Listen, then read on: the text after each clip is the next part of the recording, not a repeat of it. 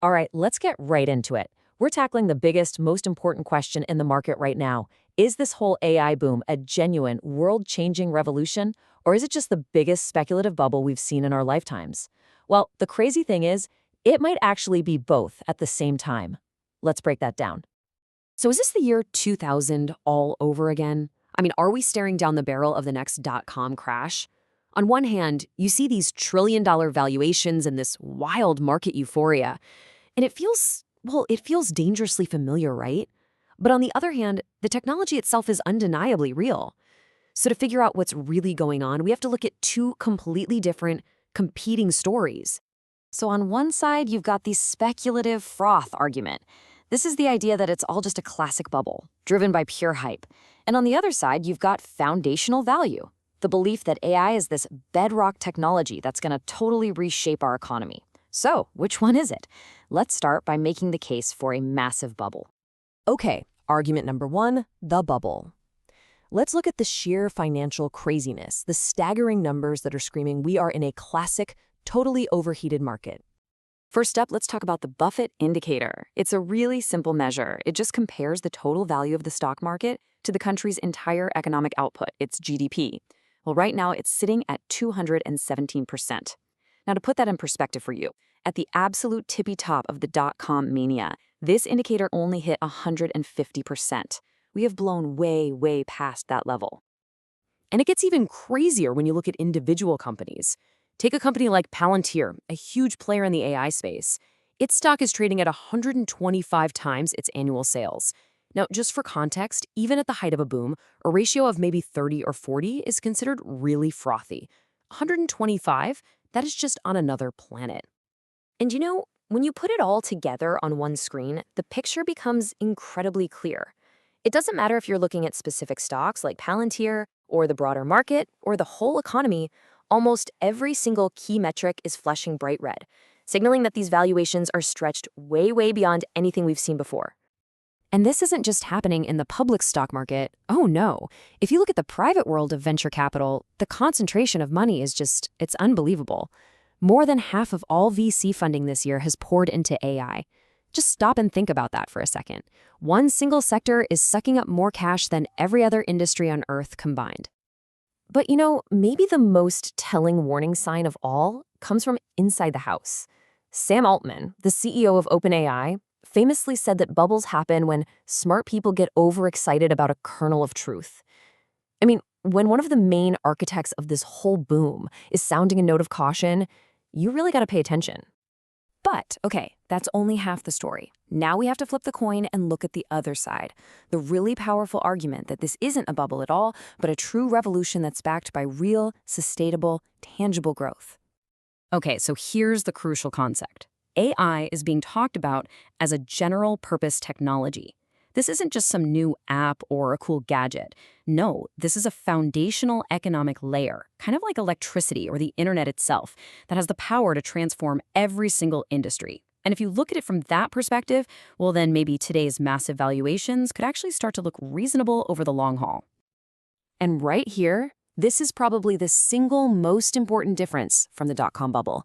See, back then, companies were being valued on promises and how many clicks they got.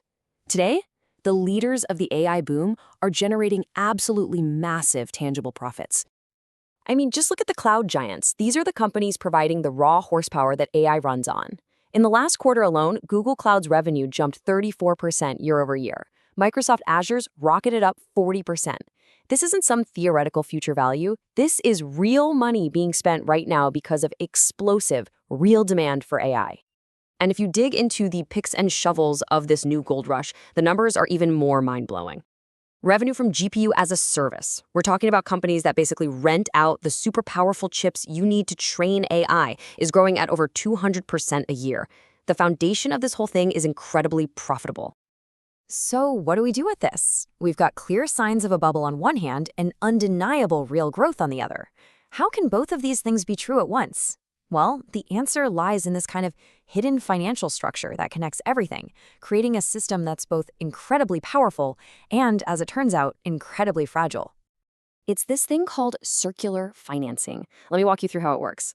Step 1. A tech giant, say Microsoft, invests a ton of money into an AI startup like OpenAI. Okay, simple enough. But then, step two, OpenAI turns around and promises to spend billions of that same investment money back on Microsoft's cloud services. This inflates Microsoft's revenue, which helps boost its stock price, which then in turn makes OpenAI's sky-high valuation look totally justified. You see? It's a self-reinforcing loop of money. And this is where the whole model starts to look a little unsustainable. So take OpenAI again. It's projected to bring in about $13 billion in revenue this year. But at the same time, it has committed to spend tens of billions of dollars every single year just on computing power. That massive gap, that can't be filled by actual earnings. It has to be filled by a constant, never-ending flow of new investment cash.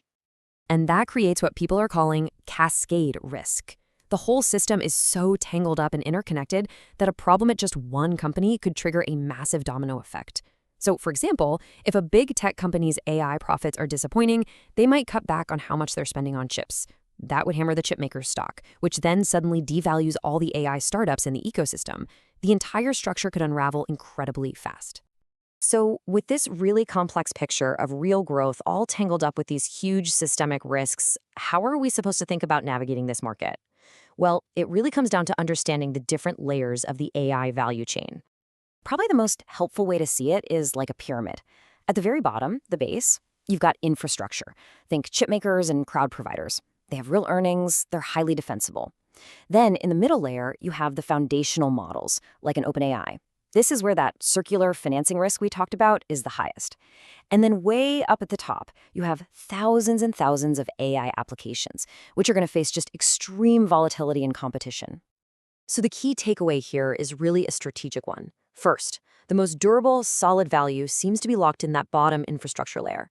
Second, it's absolutely crucial to be careful with any companies that look like they're caught in one of those circular financing loops. And finally, you have to recognize that the application layer at the very top is probably going to face intense competition, which will make it a real challenge for most of them to be profitable in the long run. So, at the end of the day, there is absolutely no doubt that the AI revolution is real. It's here and it is going to change the world. The trillion-dollar question that's left on the table isn't if value is going to be created. The real question is, in this incredibly complex and fragile system, who is actually going to be left standing to capture it?